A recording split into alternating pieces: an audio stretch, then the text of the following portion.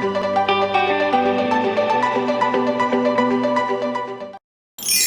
shiny viewers, I am DS, your psychologist, and welcome to another episode on Channel Need. So last year we did an episode on the ENTJ paradox. This time we're going to compare the ENTJ with the INTJ by talking about the INTJ paradox. So the NTJ types are really contradictory in many different ways. So the ENTJ's paradoxes really appear in very grey areas. Like some of the times I actually prefer inefficiency to efficiency, and that makes me unpredictable. The INTJ, on the other hand, has paradoxes that are very clear-cut, black or white. So different from the ENTJ, the INTJ is actually very predictable. So the paradox of the INTJ really depends on who is interpreting the INTJ. So let's dive into the contradictions of the INTJ now. First, we're going to talk about the INTJ emotions. The INTJ happens to be one very interesting MBTI type because they do not seem to be able to convey emotions accurately. So in more sophisticated terms, we can say that the INTJ's output on the face does not convey what the source is. For example, the INTJ can be very excited but may come across as aggressive. The INTJ can be really angry but can appear as calm, and vice versa. The INTJ can be really paying attention but appear to be spaced out. So what you see on the INTJ's face may not really be what the INTJ is feeling. So if you want to infer an emotion from the INTJ's face, sometimes you may be really misguided. This is one big paradox. So does this mean that INTJs are no good with emotions? No. INTJs can really be very sensitive to emotional cues. However, they are not really sensitive or even oblivious to social cues. So this means that they can accurately pick out the emotion of other people around them, but they may respond in an inaccurate way or an inappropriate way.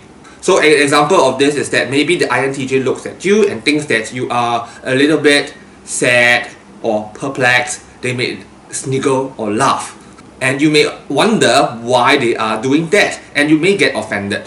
Sometimes the INTJ may be caught in a situation whereby they would like to please other people, but when they try to do things that society wants them to do, or they think that other people would like them to do, they feel fake.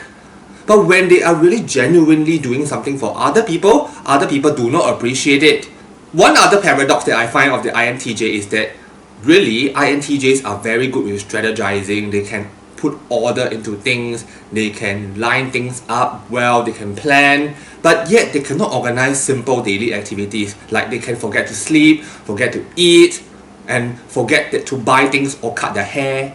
So many people will find this very intriguing because they are supposed to be able to be very well organized. But the fact is, there is really a difference between SI and NI. Introverted intuition NI can really pull the INTJ off course, just like NI can also pull the ENTJ off course. But if you were an ISTJ, meaning that you actually engage in SI, then you will be systematically, predictably organized.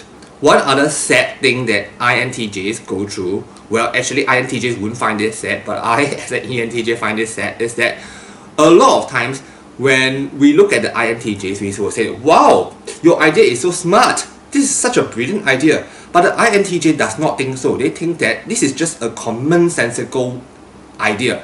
What is so smart about it? They don't feel it. But when they really say something that is smart, they think that it is a really brilliant idea. Nobody understands what the INTJ is talking about, and they look at the INTJ quizzically. So all in all, when we're talking about the INTJ paradox, the INTJ can sometimes be a social misfit. Many people may actually find the INTJ an intellectual bully, and these individuals tend to be the SFP types. So generally, it is true that INTJs definitely do not click with the SFP types. But on the other hand, there are also a lot of MBTI types that really appreciate the INTJ, such as the ENTJ, the ENFP, the ENTP. So these are just some MBTI types that can really click better with the INTJ. So in one of our next upcoming episodes, we're going to talk about which of these MBTI types will be the most compatible with the INTJ. So at Channel Need, we produce a lot of MBTI videos such as this one. If you've enjoyed our video, do give us a like. If you have not already subscribed, do consider subscribing so that we can bring you more INTJ, ENTJ and fun stuff. Okay, I'm going to sign off now and I'll see you in our next episode. Bye bye.